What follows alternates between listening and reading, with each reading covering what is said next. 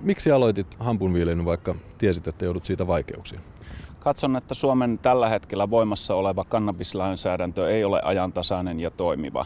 Haluan tuoda systemaattisesti lainmuutostarveperusteet osoitetuksi toimivamman kannabislainsäädännön saamiseksi maahamme. No, miksi päätit itse ikään kuin ryhtyä tässä asiassa, sanotaan nyt vaikka marttyyriksi? No, marttyyrin kruunua en kyllä haluaisi päähäni sovitella. Toivoisin, että tämä ammattiala saisi nyt tämän asian julkisen käsittelyn myötä virtausta. Hamppu on hyödyllinen kasvi. Se voi auttaa meitä ehkäisemään muun muassa ilmastonmuutosta.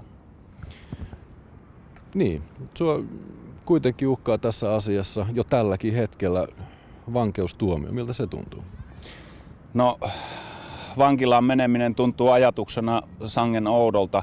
En katso olevani rikollinen, eikä minulla ole rikollinen elämäntapa, enkä ole myöskään rikollisessa tarkoituksessa hamppua halunnut kasvattaa. Kiinnitän huomion tähän uuteen lääkelainsäädännölliseen muutokseen, että kysymyksessä voi myös olla lääke tai sen raaka-aine. No, mitä se sinun elämällesi tekisi, jos vankilaan asiasta joutuisit? Toki pitkä vankeustuomio sekoittaa kaikkien elämän, jotka sellaisen asiaan joutuvat osalliseksi.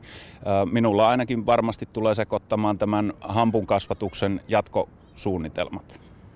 No, miksi näin suuren uhrauksen olet valmis tekemään? Asioiden edistämiseksi on tässä maassa ryhdyttävä jo jotain viimein tekemään. Meitä uhkaa yhä alati laajenevat ilmastovelvoitteet, joita Suomikin on sitoutunut noudattamaan. Emme ole kovin paljon tehneet esimerkiksi bioenergian edistämiseksi Suomessa. Hamppu olisi erinomainen bioenergiakasvi ja muun teollisen prosessoinnin yhteydessä siitä voitaisiin ottaa talteen muun muassa lääkeraaka-aineita. Miksi tämä asia on sinulle tullut näin tärkeäksi, että olet sen suhteen näinkin pitkälle valmis menemään?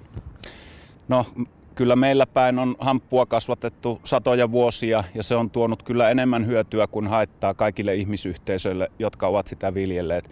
Pitää ottaa huomioon, että hampukasvatuksella on pitkät perinteet Suomessakin ja tämä on hyvin tärkeä raaka-aine monelle eri teollisuuden alalle ja tällä asialla voisimme edistää kotimaan työllisyyttä.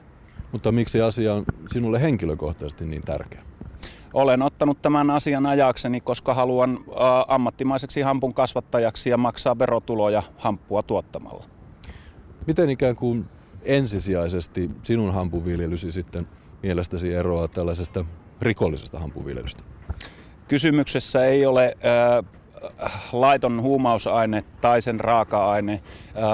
Olen pyrkinyt systemaattisesti jalostamaan hamppua sellaiset THC-pitoisuudet omaavaksi, että muun teollisuuden prosessien yhteydessä siitä voitaisiin ottaa lääkeraaka-aineita talteen, mutta nämä pitoisuudet ovat kuitenkin kokonaismassassa niin alhaiset, että sitä ei sellaisenaan voida käyttää laittomana päihdeaineena. Ja korostaisin, että tämä jo aiemmin esille tullut tutkinta todistaa tämän näkemykseni oikeaksi.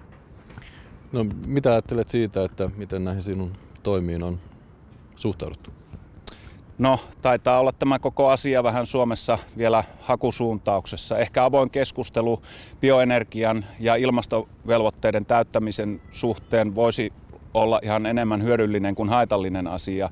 Ehkä olisi järkevää ottaa koko tämä hamppuaspekti julkisen käsittelyn ja julkisen keskustelun alle.